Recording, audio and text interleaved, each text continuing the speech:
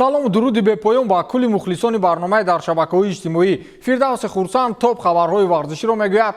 Оғоз мекунем.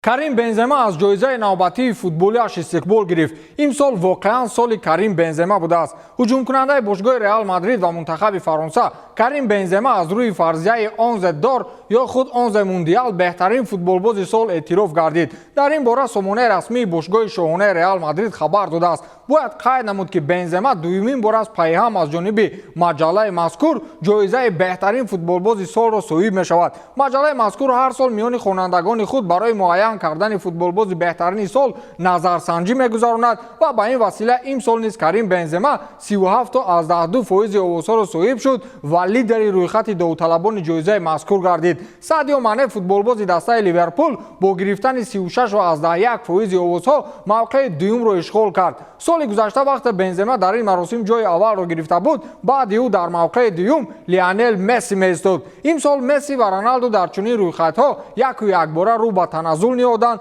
ва ҳеҷ аз ҷоизаи муҳими инфиродии футболиро ба даст наоварданд. ёдовар мешавем ки Бензема чанд рӯз пеш беҳтарин бозингари мавсими 2021-2022 дар Лигаи Қаҳрамонҳо ва беҳтарин нишонзани мавсими имсолаи ин мусобиқаи бонуфуз дониста шуд ва дар ин баробар беҳтарин нишонзани чемпионати Испания низ эътироф гардидааст. мешавад ки ҳозир ӯро дорандаи ҷоизаи туби тиллоӣ гуфтан гирем ё инро финалисимо аллакай дақиқ кард.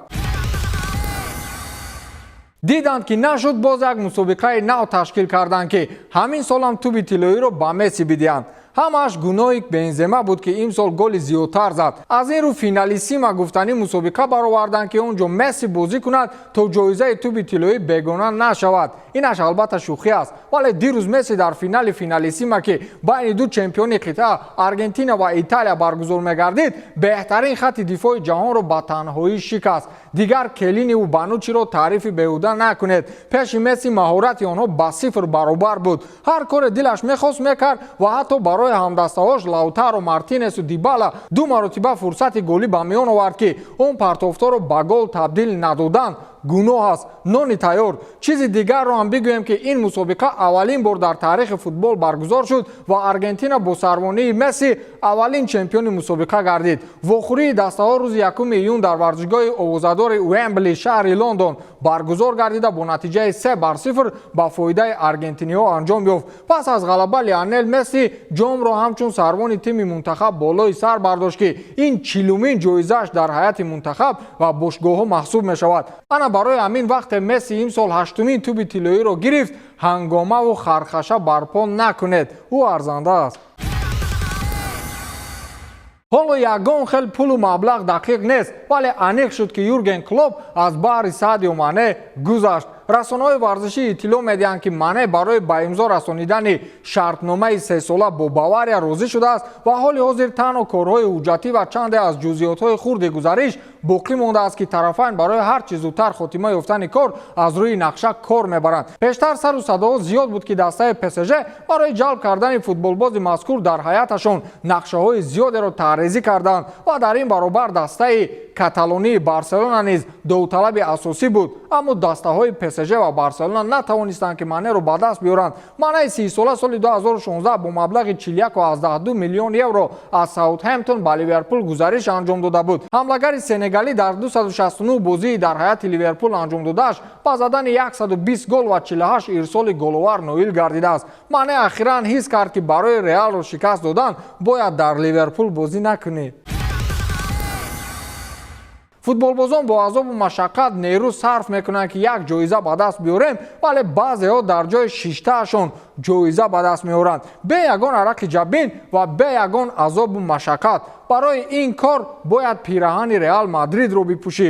Гарит Бейл ниҳоятан эълон кард ки пас аз анҷоми шартномааш тарки Реал мекунад. шартномаи футболбози Уэлси то 1 июли соли ҷорӣ амал мекунад. Гарит Бейл дар саҳифаи худ дар шабакаҳои иҷтимоӣ хабар дод ки пас аз анҷоми шартномааш ки пас аз як моҳ ба анҷом мерасад, тарки даста мекунад. ман ин суханҳоро барои изҳори миннатдорӣ ба ҳамаи ҳамдастаҳои гузашта ва ҳозираам, инчунин ба мураббиён, кормандони бошгоҳ ва мухлисоне ки то ин муддат маро дастгирӣ мекарданд менависам. ман 9 сол пеш ба Реал ҳамчун ҷавоне ки орзуҳои худро амалӣ кардан мехост ва дар ин бошгоҳ орзуи бозӣ кардан дошт омада будам. Ман мехостам ки бо ин пираҳан, бо ин нишони сари сина дар варзишгоҳи овозадори Сантьяго Бернабеу бозӣ кунам, ҷоизаҳоро ба даст орам ва як футболбози бузург бошам. Акнун ҳоло ман ба кафо нигариста ба боварӣ мегӯям ки орзуҳо аз ҳад бештар аз тасаввуроти худам амалӣ шуд ва ман ба ҳама сипосмандӣ мекунам. узви дастаи Реал Мадрид будан ва ноил гардидан ба ҳама чизҳое ки мо онро мехостем, ин барои ман як таҷрибаи бузург буда ҳеҷ гоҳ дар хотираҳоям зудудан намешавад. Ташаккур барои ҳамаш. Реал, навиштааст Гарет Бейл дар саҳифаи худ. Дар ҳайати бошгоҳи шоҳона футболбоз қаҳрамони Испания солҳои 2016, 17, 19, 20, 21, 22 ғолиби Лигаи Қаҳрамонҳо солҳои 2013, 2014, 2015, 2016, 2016, 2017 ва 2017, 18, 2021 22 барандаи ҷом ва суперҷоми Испания солҳои 2013, 14 ва соли 2017 барандаи суперҷоми УЕФА солҳои 2014, 2017 ва ҳамчунин барандаи ҷоми ҷаҳонии бошгоҳҳо солҳои 2014, 16, 17, 18 мебошад. Агар хоҳед дар футбол муваффақ бошед, ба бозии голф рӯ биёред. масрафи ҳангуфти Барселона дар равзанаи трансферии тобистона Хави акнун шогирди Гвардиола набошад. аниқ ин маслиҳати Пеп аст ки Хавиро маҷбур кардааст ки барои дастаи зур сохтан аз раҳбарият пули калон талаб намояд. бошгоҳи Барселона тобистон дар равзанаи гузариши футболбозон 700 миллион евро сарф мекунад то ҳайати дастаро пурқувват намояд. инро президенти Барселона Жоан Лапорта ба Хави ваъда додааст. дар ин бора ESPN хабар медиҳад. бошгоҳи каталонӣ нақша дорад ки ин маблағро аз ҳисоби як қисми даромади оянда аз ҳуқуқи пахши телевизион ки аз Ла Лига тахминан ба фурӯши 25% саҳмияҳо 500 миллион евро ба даст меорад. ҳамчунин тибқи иттилои манбаъ Барселона боз 200 миллион еврои дигар аз фурӯши саҳмия то 49.9% дар самти иҷозатномадиҳӣ ва савдо кор мекунад. барои иҷрои нақша ба бошгоҳ розигии аъзоёни он лозим аст. ин пас аз нишасте ки рӯзи 16 июн доир мегардад муайян мешавад. ҳамчунин маҳдудиятҳои хароҷоти Барселона ҳоло 144 миллион евроро ташкил медиҳад. инчунин пештарак президенти Ла Лига Хавиер Тебас хабар дода буд ки Барселона имкони равзанаи интиқоли Левандовскиро аз Бавария надорад. сармураббии дастаи Барселона Хави мехоҳад дарвозабон Нето, ҳимоятгарон Самуэл Умтити, Оскар Мингеса, Клемент Ланглет, нимҳимоятгар Рики Пуч, вингер Адама Трауре ва ҳамлагарон Мартин Брейтвейт ва Люк Де Йонг дастаро тарк намоянд. ба ҷои онҳо бозингарони нав ба даста ҷалб карда мешаванд. Трауре ва Де Йонг ба клубҳои худ ки Барса онҳоро ба иҷора гирифтааст бармегарданд. ҳоло Месси фаҳмад ки дар Барселона 700 миллион евро арзи вуҷуд дорад, аниқ ба Хави занг мезанад. ба ҳамин тамом то дидори навбатӣ хайр.